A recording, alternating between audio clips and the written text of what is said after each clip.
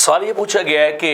اگر روزے کی حالت میں کسی کو گلے کے اندر انفیکشن ہو جائے، درد ہو جائے اور کوئی بھی علاج اور ٹریٹمنٹ کی کوئی صورت باقی نہ بچے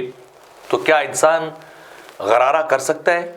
تو اس کا جواب یہ ہے کہ اگر تکلیف زیادہ ہو، وہ ناقابل برداشت ہو اور کوئی بھی اور علاج کا طریقہ نہ پایا جا رہا ہو تو انسان گرم پانی کے ساتھ، نمک ملے پانی کے ساتھ یا اس طرح کی کوئی اور میڈیسن ملے پانی کے ساتھ انسان غرارہ کر سکتا ہے، لیکن اس بات کا خیال ضرور ہے کہ پانی نیچے نہیں اترنا چاہیے۔ اگر نیچے اتر گیا تو روزہ جو ہے وہ ٹوٹ جائے گا، اور اس صورت میں اس شخص پر قضا یعنی ایک روزے کے بدلے میں ایک آئے گا، کفارہ جو ہے اس کے اوپر نہیں ہوگا، چونکہ فتاوی شامی کے اندر اس طرح لکھا ہے والمبالغۃ فیما بالغرغرۃ ومجاوزۃ المارن لغیر السائم لاحتمال الفساد، کہ اگر وہ ایسا کرتا ہے تو چونکہ اس کا ارادہ نہیں تھا، وہ تو غرارہ ہی کر رہا تھا، لیکن پانی چلا گیا ہے غلطی کے ساتھ، تو اس صورت میں قضا لازم آ جائے گی، ایک روزے کے بدلے میں ایک روزہ، لیکن اس کے اوپر کفارہ نہیں ہوگا۔ لیکن اگر کوشش کرے کہ بچ جائے کسی طرح بھی،